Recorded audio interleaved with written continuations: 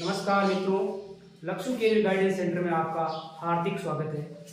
साथियों, हम पिछले 2-3 क्लास में राजस्थान के लोक देवताओं के पीरों के टॉपिक में रामदेव जी और गोगा जी के बारे में पढ़ चुके हैं।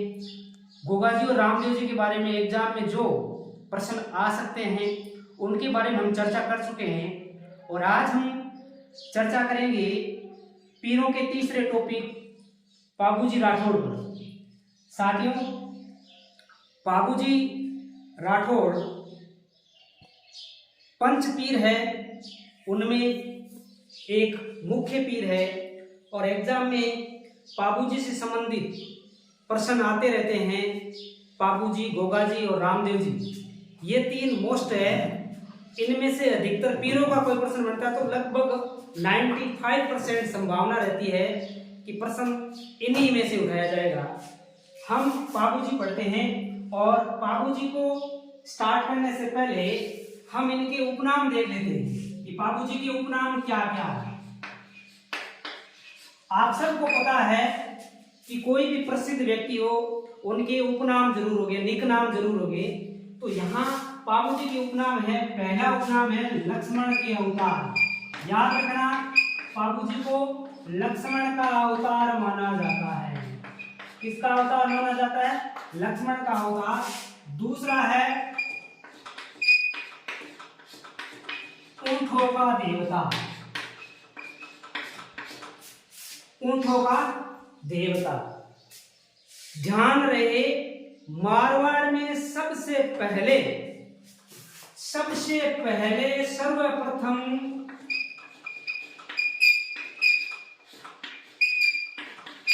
ऊंट लेकर आए थे बाबूलाल। ये जो पाबूजी है वो ऊंट मारवाड़ में सबसे पहले ऊंट लाने वाले व्यक्ति है। और ये जब ऊंट लेकर आए तो इन्होंने अपना जो ऊंट है अपनी भतीजी केलम देव को दहेज में दे दिया था। दूसरा है प्लेग रक्षक।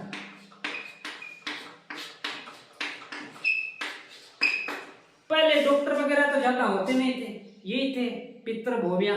इनके कृपा से जो रोग वगैरह होते थे वो ठीक हो जाते थे। कोई ऐसा प्रसिद्ध व्यक्ति जो ऐसा काम करते तो पाबूजी भी प्लेग के बारे में, जो प्लेग लोगों में फैलता तो पाबूजी इसका इलाज करते थे। या प्लेग के अगर आज भी रोग हो जाए तो पाबूजी की कृपा से ठीक हो जाता है। प्लेग रक्षक। रेबारियों के आराध्य थे। आपको पता होगा रेबारी जाति है वो ऊंट पालने वाली जाति है और ऊंट पालने वाली जाति होने के कारण पाबूजी भी ऊंटों के देवता माने जाते हैं। इस कारण रेबारी भी पाबूजी की प्रमुखता से पूजा करते हैं। गोरक्षक। हमारे जितने भी देव हुए हैं उन्होंने गायों की रक्षा में अपना योगदान जरूर दिया है। मित्रों, ये जरूर ध्यान रखें कि सर्वप्रथम ऊंट लाने का श्रेय किसको दिया जाता है? पाबूजी को दिया जाता है। और ऊंट के कारण ऊंट पालने वाली जाति है रेबारी, या इनका एक उपनाम है, रेबारियों को रायका भी कहते हैं। रायका या रेबारी के आराध्य देव अगर प्रश्न पूछ लिया जाए तो उत्तर होगा आपका पाबूजी राठौड़। और ये रेबारी और रायका क्यों संबंधित है? ऊंटों के कारण। ऊंट पाबूजी से संबंधित, ऊंट रेबारियों से संबंधित। तो ऊंट दोनों से संबंधित होने के कारण रेबारी भी जब ऊंट बीमार हो जाता है या उनके ऊंट के कोई तकलीफ हो जाती है तो वो पाबूजी का आराधना करते हैं, पाबूजी के धोख लगाते हैं, पाबूजी के जो फड़ वगैरह होते हैं वो बोलते हैं और ऊंट ठीक हो जाता है। तो ये तो है पाबूजी राठौड़ के उपनाम। हम चर्चा करेंगे इनकी पारिवारिक स्थिति के बारे में। पहले इनका देख लेते हैं कि जीवन काल।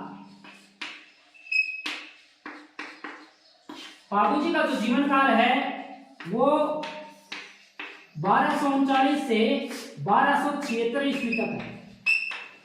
आप समझ रहे हो कि 1239 को इनका जन्म हुआ था और 1276 सिर्फ 27 साल की उम्र में इतने विरोचित कार्य करके गए हैं कि आज 800 साल बीत जाने के बावजूद भी पाबूजी राठौड़ राजस्थान के गांव-गांव में हैं, गांव-गांव में पूजे जा रहे हैं 27 साल की उम्र में। अब जो युवा जो यूथ तैयारी कर रहे हैं, उनको समझना चाहिए कि 27 साल में बाबूजी इतना बढ़िया काम करके गए हैं कि आज भी हम पूछ रहे हैं और हम कहाँ हैं। तो अपने को प्रेरणा लेनी चाहिए कि एक आदमी 27 साल मात्र दुनिया में रहता है और आज 800 साल बीत जाने के बावजूद भी वो पूजा जा रहे हैं, मतलब अपने को विरोचित कार्य करने हैं बाबूजी की प्रेरणा लेकर के। तो इनका जो जन्म है वो 1239 ईस्वी को कोलूमंड गांव है, फड़ौती जोधपुर में, फड़ौती तहसील में कोलूमंड गांव है जोधपुर जिले के, वहां 1239 को बाबूजी का जन्म हुआ था। अगर हिंदू कैलेंडर की दृष्टि से देखिए तो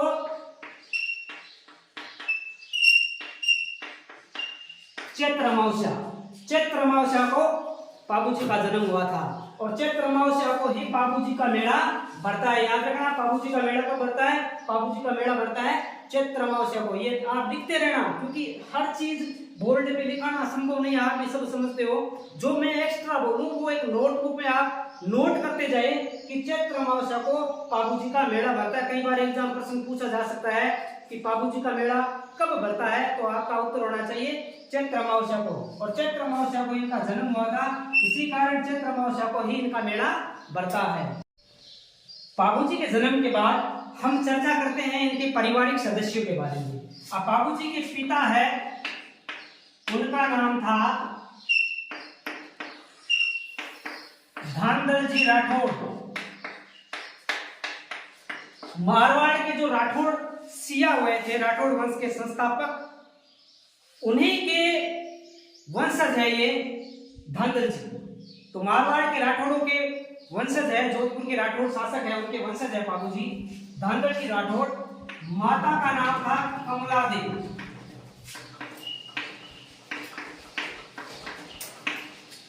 जानकारी रखिए कि कमला देव को अप्सरा माना जाता है। ये एक अप्सरा थी। क्या थी? अप्सरा थी।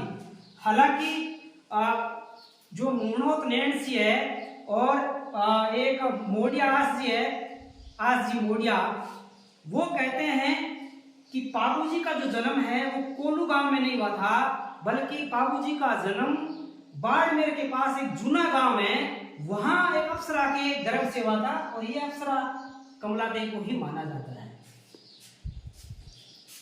इनकी पत्नी थी सुप्यार देव।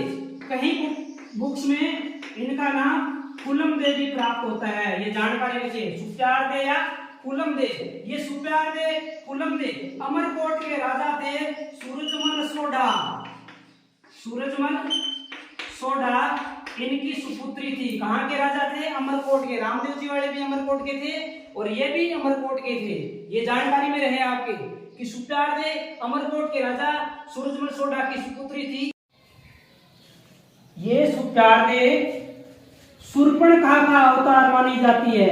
शूर्पणखा, शूर्पणखा वही रामायण वाली रावण की जो बहन है उसका अवतार मानी जाती है। आगे हम देखते हैं इनके एक बहन थी जिसका नाम था सोहनी बाई। कई बुकों में इनका नाम प्रेमदेव प्राप्त होता है और इन सोहनी बाई का विवाह हुआ था जींदराज खिंची के साथ। ये जींदराज खिंची जायल के शासक थे। कहां के शासक थे? जायल के शासक। इन्हीं जींदराज खिंची के साथ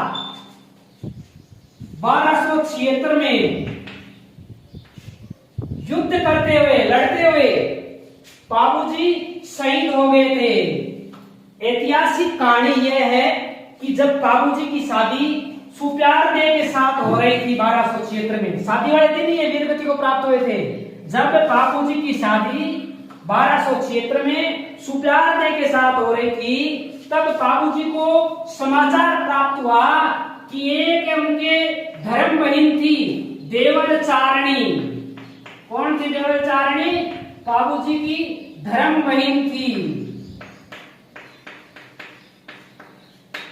इसी धर्म बहन की गायों को छुड़ाने के लिए बाबूजी फेरों से बीच में उठकर जींदराज खिंची से लड़ने गए थे। अब साथियों, ये देवलचारणी बाड़मेर की, ये जींदराज खिंची जायल का, इनके बीच क्या शत्रुता हो गई कि ये इनकी गायें लेकर भाग गया। शत्रुता का कारण था एक घोड़ी थी जिसका नाम था केसर कालमी। क्या थी ये? घोड़ी।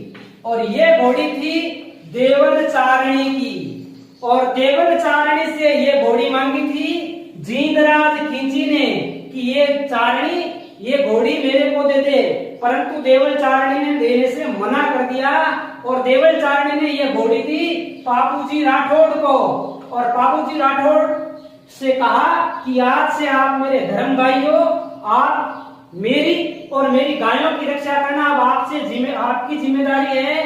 तब उसी जिम्मेदारी को, उसी धर्म भाई के कर्तव्य को निभाने के लिए बाबूजी राठौड़ को जैसे ही समाचार प्राप्त हुआ कि जींदराज खिंची देवल चारणी की गायें लेकर के भाग गया है, गायों का अपहरण करके ले गया है, तो बाबूजी राठौड़ ने अपने फेरों की परवाह नहीं की। आजकल के युवा देखो, फेरों के लिए माँ बाप को छोड़ दे, और उस समय के जो वीरोचित कार्य करने वाले महापुरुष थे उनको पढ़ो आप।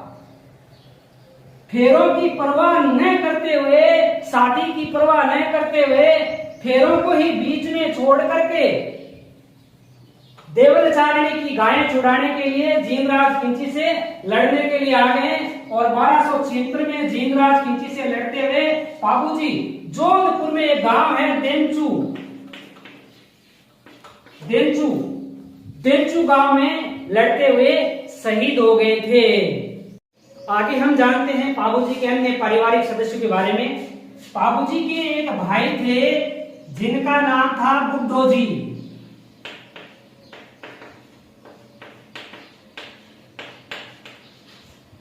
और बुड्ढो जी की पुत्री थी केलमदे। कल की क्लास में मैं बता चुका हूं, केलमदे की शादी किसके साथ हुई? गोगा जी के साथ। ये बुड्ढो जी की पुत्री और इनकी शादी हुई गोगा जी के साथ। बुड्ढो जी के एक सुपुत्र थे जिनका नाम था रूपनाथ जी। रूपनाथ जी झरडा। और इन्हीं रूपनाथ जी को हिमाचल प्रदेश में बालकनाथ जी से नाम से पूछा जाता है। ये भी देवता है रूपनाथ जी की। कहा? हिमाचल प्रदेश में, एचपी में किस नाम से पूजा जाता है इनको? हिमाचल प्रदेश में बालकनाथ जी के नाम से। और इनके जो थान है, मुख्य जो मंदिर है, वो सिंबुदड़ा नोखा में है और एक कोलुमंड में भी है। और इन्हीं रूपनाथ जी ने जींदराज खिंची को मारा था। जींदराज खिंची को क्यों मारा? बाबूजी राठौड़ की हत्या किसने की? बाबूजी राठौड़ जींदराज खिंची से ही लड़ते हुए मारे गए थे, और उस का बदला उनके भतीजे रूपनाथ जी ने जींदराज खिंची को मार कर लिया था। एक ध्यान रखना, बाबूजी है वो थोरी जाति की आराध्य देव है। थोरी जाति के आराध्य देव है। गुजरात का एक शासक था, पाटन का अन्ना बाघेला। उसके समय में 7 थोरी भाई थे। सांदा, डेमा, पेमा, चासल, थलमल, ऐसे करके ये 7 भाई थे। और इन 7 भाइयों को जो गुजरात का शासक है अन्ना बाघेला, क्या नाम है? अन्ना भागीरथ, इसने सातों थोरी भाइयों को क्या किया था, परेशान किया था। और वे जो थोरी भाई है वो बाबूजी के पास चलकर आ गए और बाबूजी ने इनको संरक्षण दिया। इसी कारण बाबूजी थोरी जाति के आराध्य देव माने जाते। थोरी और रेबारी मुख्य रूप से बाबूजी को मानने वाली जाति है। और मुसलमानों की बात करें, क्योंकि पीर है, पीरों को मुसलमान भी मनाते हैं, तो मुसलमानों में एक जाति है मेहर जाति। मेहर जाति किसमें है, मुसलमानों में। ये बाबूजी को मोस्ट रूप से मनाते हैं। मेहर जाति के मुसलमान हैं, वो बाबूजी को सबसे ज्यादा मनाते हैं। ये थोरी जाति है, ये गाती है बाबूजी के फावड़े। बाबूजी के पोहाड़े क्या होते हैं, बाबूजी के पोहाड़े ये होते हैं वीरोचित गाथाओं का वर्णन। बाबूजी के जो वीरता से संबंधित कार्य हैं उनका वर्णन जिन गीतों के माध्यम से किया जाता है। ये बाबूजी के पोहाड़े क्या है, ये गीत है, बाबूजी की वीरता से संबंधित गीत है। और ये थोड़ी जाति है, वो गाती है किस वाद्य यंत्र के साथ, तो ये होते हैं माठ, माठा बोलते हैं ना अपने, मटकी वाले घोड़े हुए, तो उन माठों के साथ ये थोड़ी जाति बाबूजी की पोहाड़े गाते हैं। साथियों, हम बात करते हैं बाबूजी की थड़। बाबूजी की थड़, एक चीज और ध्यान में रखना है, बाबूजी की थड़ ये रावण हत्था, रावण हत्था एक वाद्य यंत्र होता है, उसके साथ बांधी जाती है थोरी या रेबारी।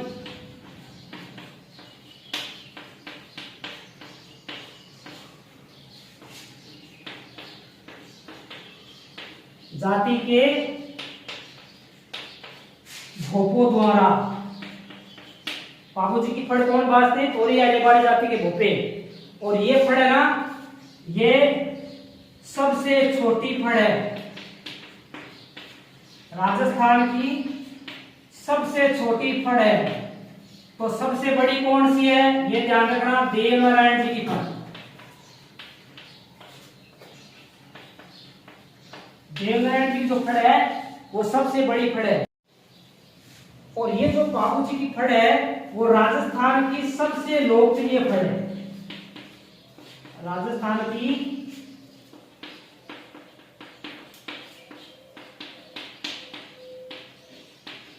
सबसे लोकप्रिय फड़ है। एक और एग्जाम की दृष्टि से तथ्य ध्यान रखना है, नृत्य, बाबूजी से संबंधित जो नृत्य है वो है थाड़ी नृत्य। ये जो थाड़ी नृत्य है ये बाबूजी के भक्तों के द्वारा, बाबूजी के भोपों के द्वारा, बाबूजी के जब ये फड़ बांधी जाती है उस समय किया जाता है। हम बात कर लेते हैं बाबूजी से संबंधित साहित्य की।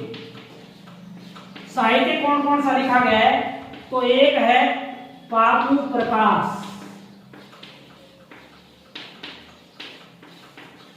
तो इसके राइटर है मोडजी आसिया, ये कवि है मोडजी आसिया। 2 नंबर है बाबूजीरा दुआ, तो इसके राइटर है विट्ठू मेहा। और 3 जो मोस्ट इंपोर्टेंट है वो है बाबूजी बात,